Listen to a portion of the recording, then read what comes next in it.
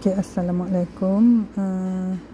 Untuk kali ini cikgu nak tunjukkan jawapan dan cara bagaimana kita nak buat pengiraan lah, nak mencari jawapan tu. Okay, untuk soalan nombor 1 ni, okay, soalan nombor 1,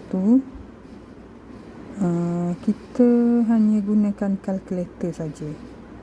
Okay, gunakan kalkulator. Cara dia,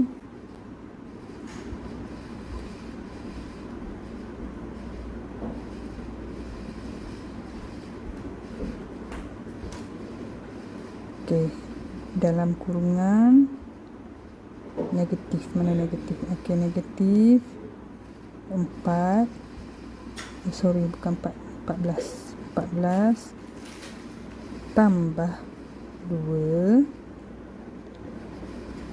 kita bahagikan dengan 3 darab 2 didarab dengan negatif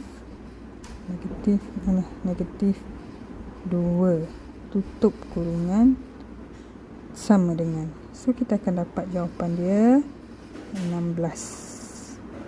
Okey, berbalik kepada soalan tadi. So soalan dia kita akan dapat okey 16. Okey, dah dapat, senang je. Ada kalkulator. Okey, antara perpuluhan yang berikut yang manakah disusun secara tertib menaik? Yang macam cikgu cakap dulu, ayat tu kan besar sikit. Okey, kalau ada 4 depan ni, yang ni paling besar, ini kosong, yang ni kosong, so yang ni paling besar, so ini salah lah. Okey, antara 1, 2 dengan 3 ni. Okey, ni dah betul kedudukan nombor 4. Lepas tu 0.04. Okey, kita tengok ni selepas titik perpuluhan ni, yang ni ada 0, yang ni ada 4. So, yang ni lah lebih besar daripada yang ni. So, inilah jawapan yang paling tepat. Okey. Okay, soalan nombor 3 pula. Okay, M kita nak mencari nilai M. So, kita tengok 1/3 dengan 1/9. 1/3 lebih besar daripada 1/9 lah. Sebab kalau kita bandingkan kita buat ni 18. Sini 18. Darab 2, sini darab 2, sini darab 6, sini darab 6. Okey. So, sekarang ni 6/18. Tengah-tengah kita tak tahu lagi M per 18. Ni 2/18. Okey. So, sekarang ni 6 lebih besar daripada 2 sebab dia nak menurun. Okey, jadi 6 lepas 6, yang mana yang paling besar? Okey, kita tengoklah secara logiknya 3 lah, kan? Sebab 8 lebih besar daripada 6, 7 lebih besar daripada 6, 1 ni kecil daripada 2. Jadi jawapan dia 3. Okey, yang ni pula nombor 4. Okey, negatif 4 darab dengan negatif, tolak negatif 12 bahagi 3. So, kita buat dulu yang atas, negatif 4.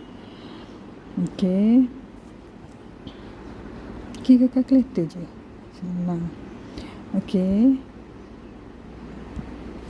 negatif 4 darab 9. Okey, tutup, tolak negatif 2, sama dengan negatif 34 bahagi negatif 3. Okey, kita pun bahagilah, bahagi negatif 3.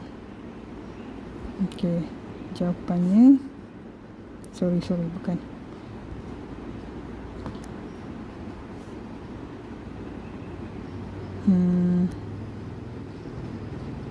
Salah ni, negatif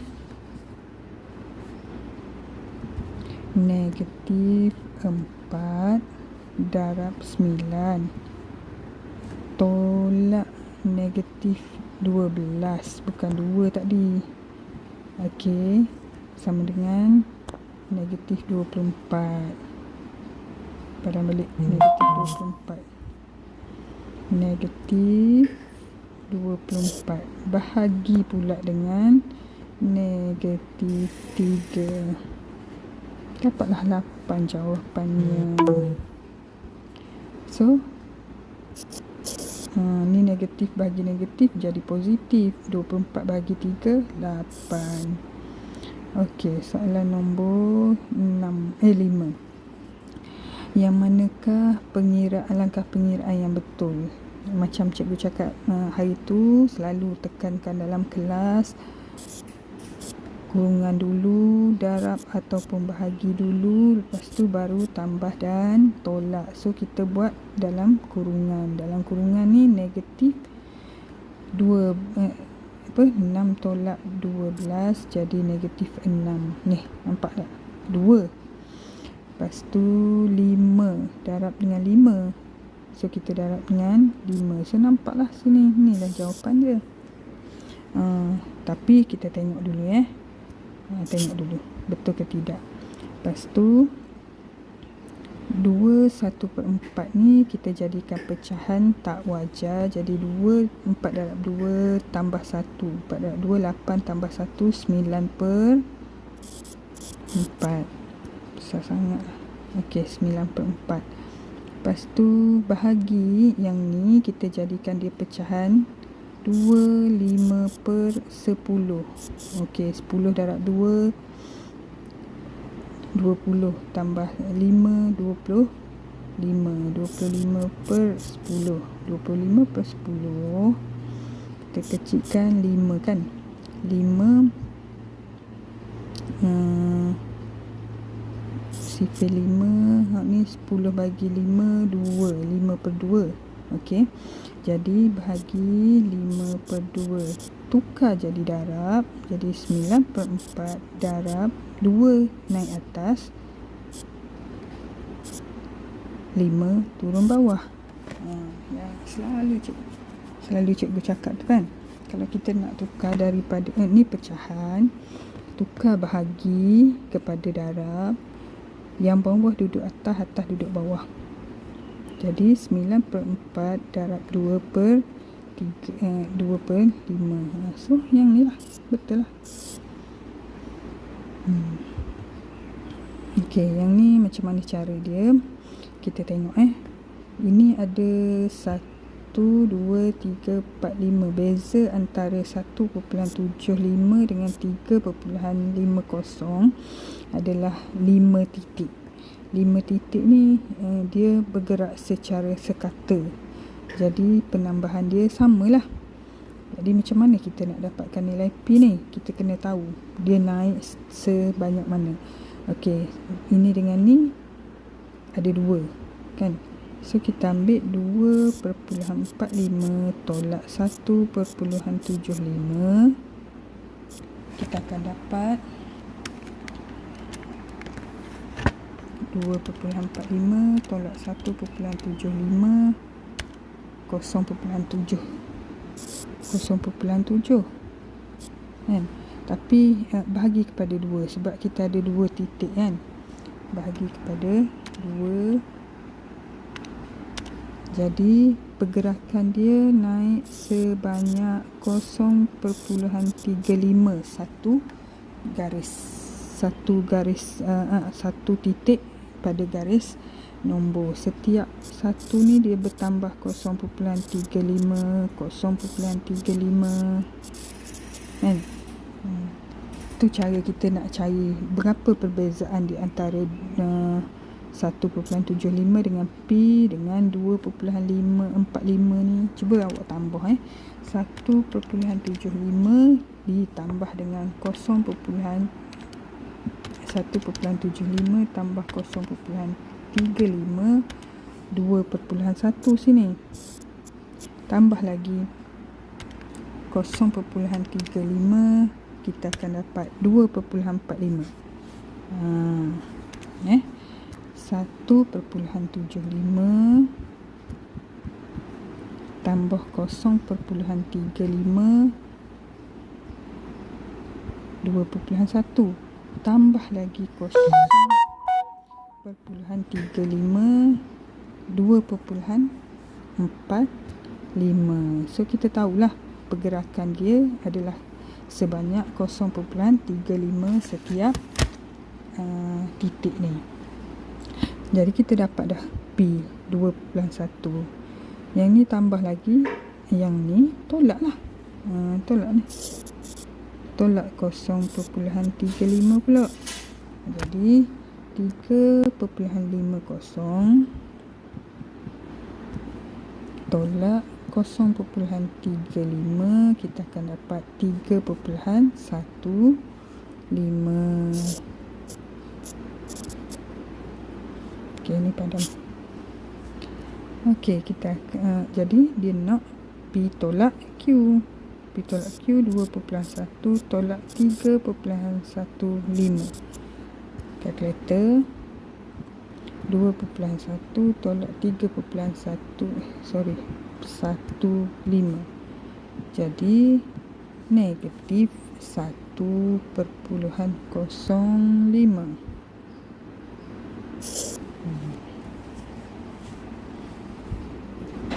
Okey, untuk soalan nombor 7 pula. Okey, ini 1/6, yang ni tak tahu, 2/3 tak tahu, Y, dia suruh cari Y. So kita tengok dulu, kita jadikan dia semua 6 belaka lah. Senang. Ni 3 nak jadi 6, darab 2 kan. Jadi ni pun darab 2, jadi 4/6. 4/6. Lepas tu kita pun tengoklah, ini 1/6. Lepas tu ni tak tahu 4. Jadi ni 2, ni 3, ni 4 lah. So ni 3/6. Bukan 3, 2 lah. 2/6, 3/6, 4/6. Yang ni pun jadi 5/6. Yang Y sasahlah 6/6. Bila 6/6, kita mansuhkan dia. Jadi 1/1. 1/1 tu 1. Okey, 1. Nombor 7 ya. 8 pula. Ini nombor 8. Nombor 8, 3/8 tolak 7/16. Okey, kita tengok dalam kalkulator ya. 3/8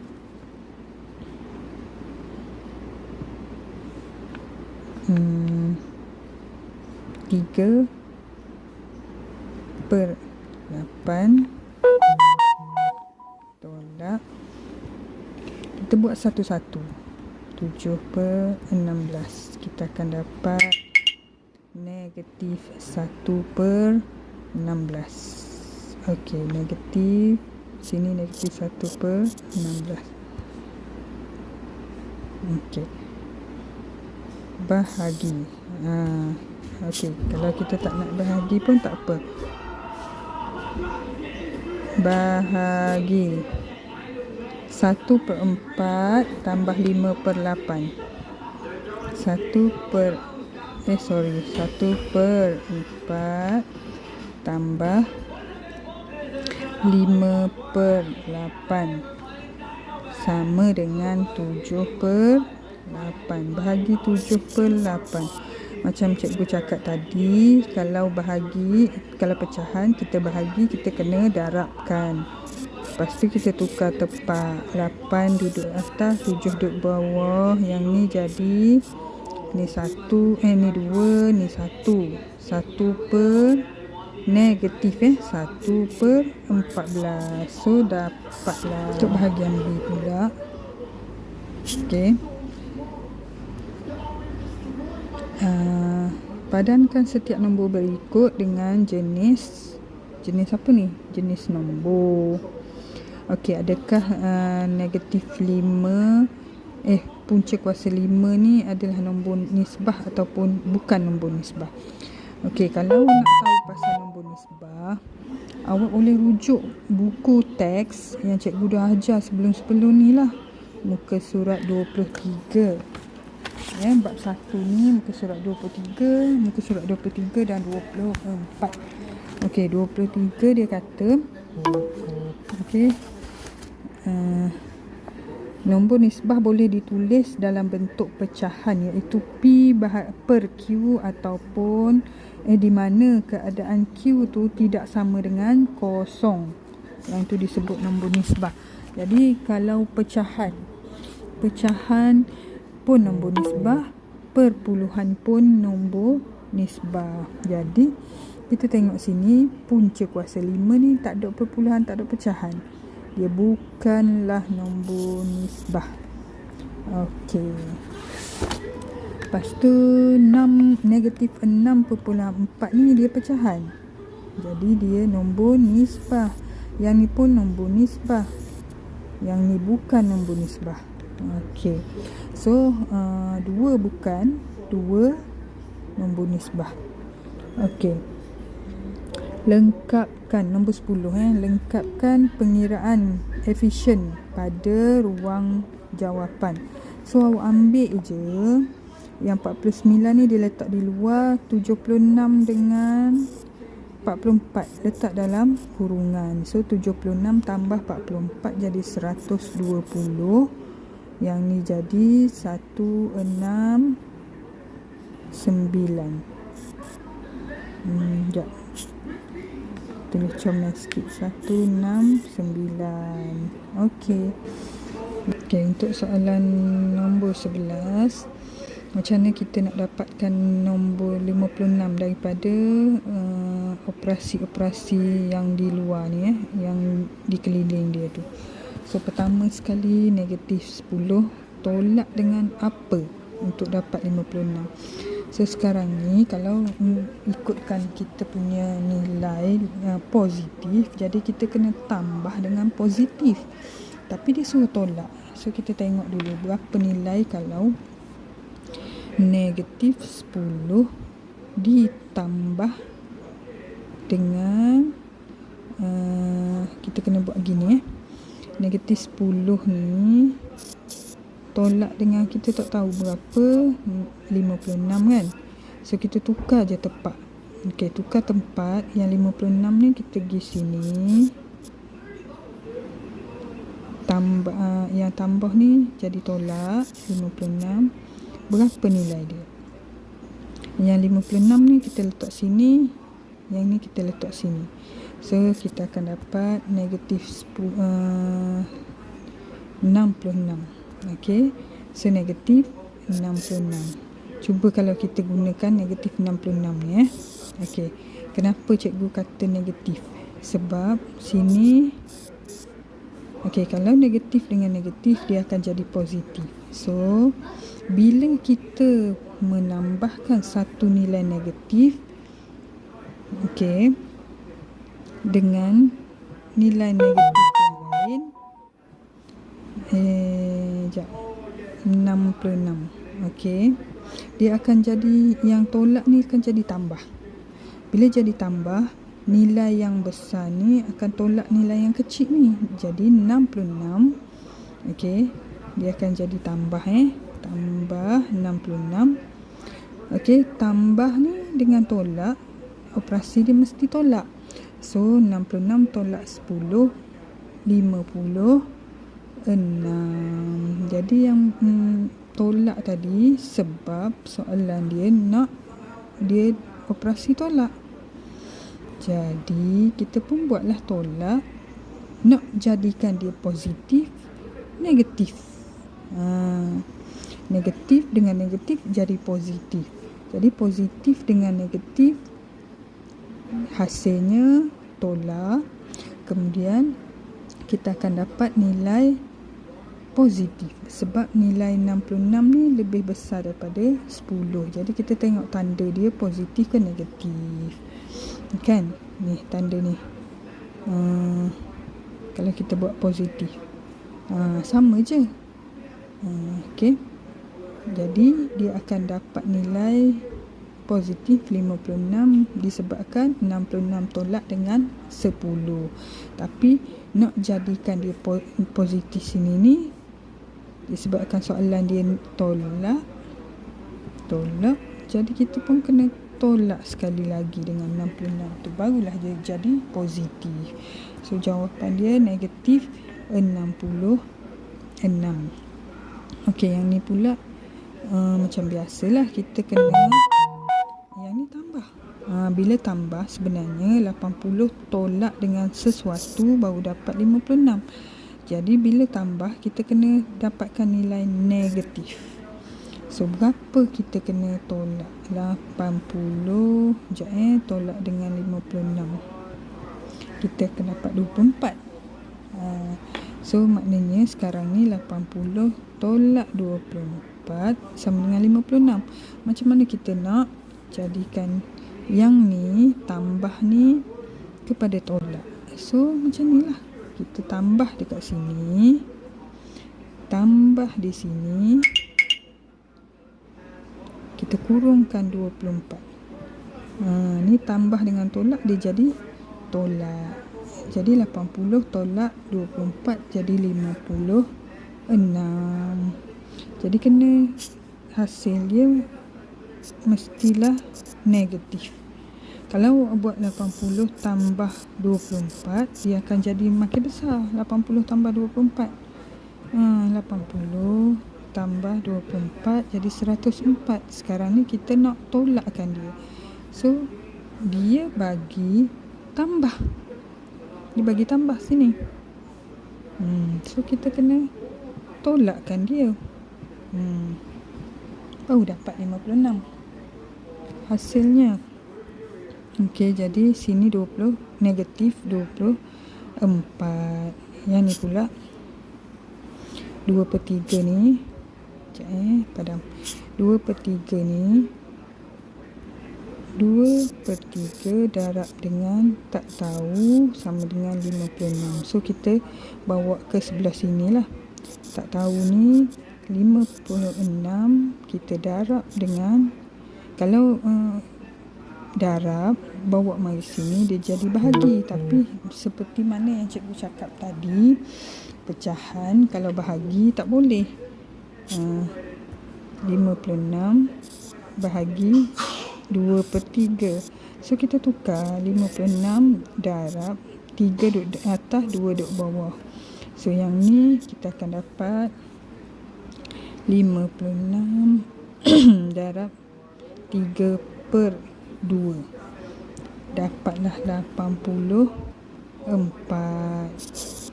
So sini 84. Cuba tengok 2/3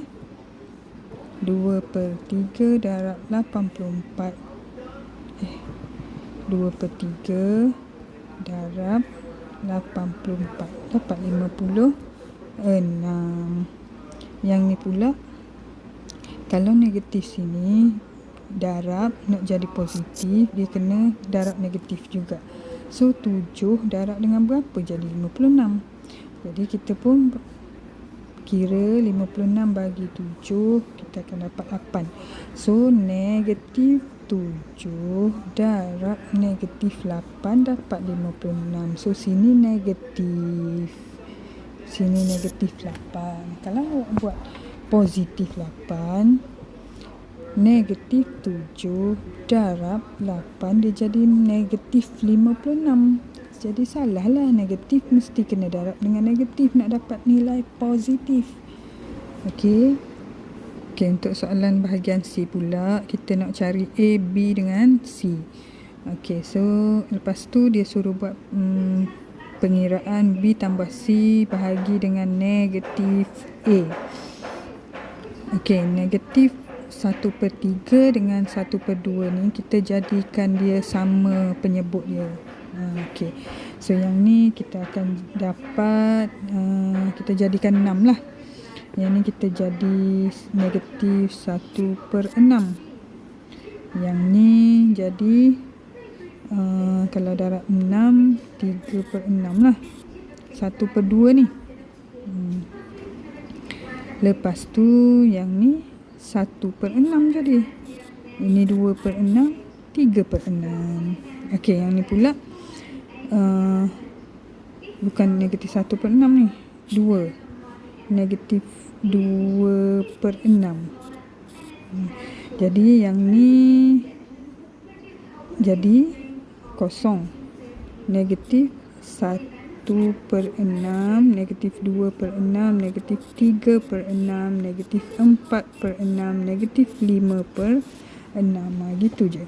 So dapatlah nombor A negatif 5/6. B negatif 4/6, ataupun kita boleh kecilkan lagi. Sekejap. Kecilkan. Jadi bahagi sifar 2 lah. Jadi 2. 4 bahagi 2, 2. Negatif lah ya. 3 bahagi 2, 6 bahagi 2, 3. Jadi 2/3. Kalau yang C ni pula 1/6. 1/6. So, kita pun masukkan nilai B. Negatif 2/3 tambah C bahagi. Okey, bahagi negatif. Okey, sorry, sekejap. Negatif 5/6 sebab dia kata negatif A. A kita dapat 5/6. So sekarang ni kita buatlah negatif 5 tolak negatif 5/6 sebab negatif A ni negatif dah. So ginilah. Jadi negatif 2/3 ni tambah dengan 1/6, kita akan dapat negatif 2/3. Mana kalkulator tadi? Okey. Banyak tu. Negatif 2/3. Okey. Tambah 1/6. Kita akan dapat negatif 1/2. Seperti yang cikgu cakap tadi, kalau dalam pecahan kita nak buat operasi, kita kena tukar yang bahagi ni kepada darab. Lepas tu yang bawah duduk di atas, atas duduk bawah. Sekarang ni negatif dengan negatif, ini tanda darab ni sebenarnya. Bila negatif dengan negatif, dia jadi positif. So negatif 1/2 darab 6/5. Okey, negatif 1/2. Negatif 1/2 darab 6/5. Dapatlah jawapannya negatif 3/5.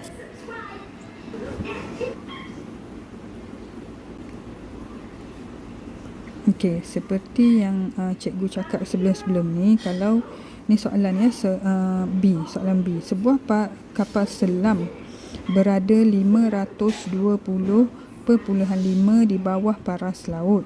Kapal selam itu menyelam sebanyak 285.6 menyelam lagi sedalam. Menyelam ni maknanya turun ke dasar laut lagi. Kemudian naik semula 300.9 meter. Tentukan kedudukan baharu kapal selam itu.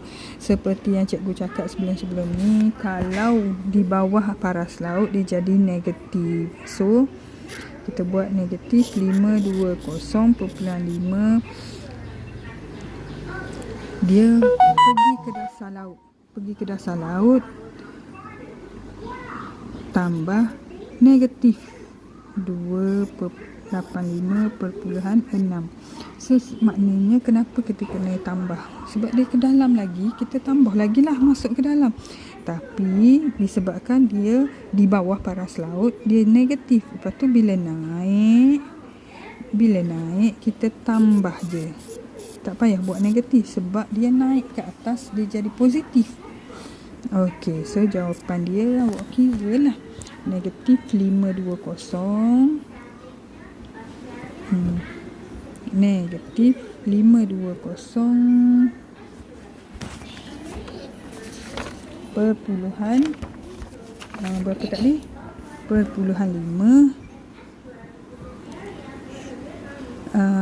tambah negatif 285.6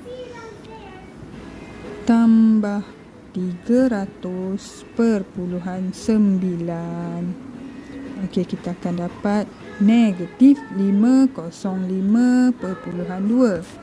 Negatif 505.2. So, kita tak perlu tulis negatif. Cuma jawapan kita kena tulis macam ni. Oleh sebab itu, kapal selam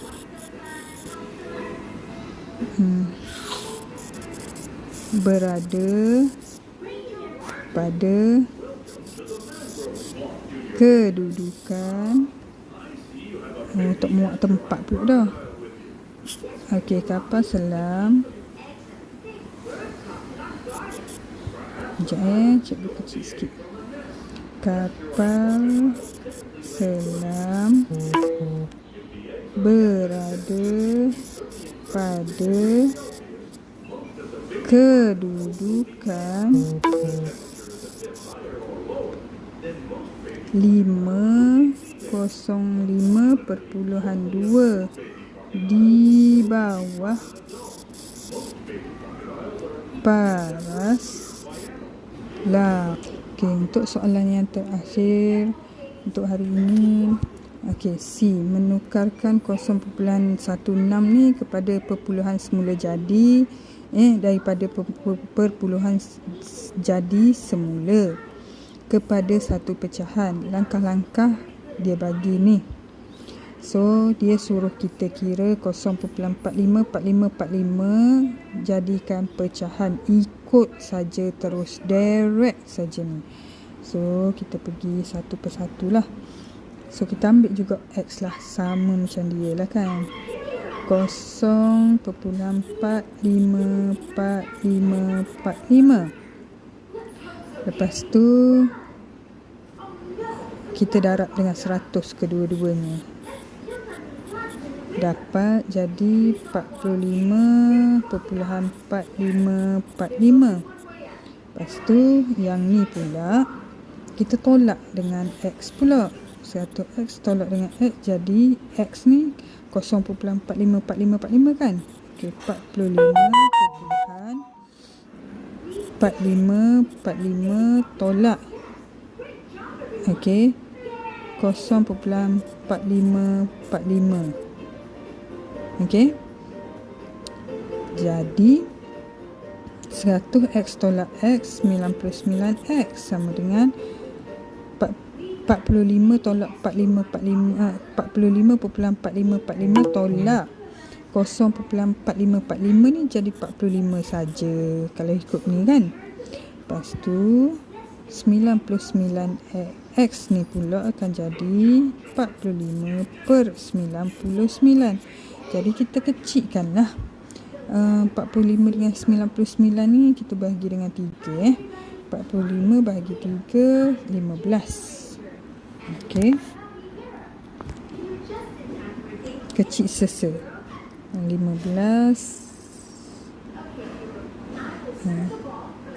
bagi 3 15 bagi 3 33. Okey, boleh kecil lagi.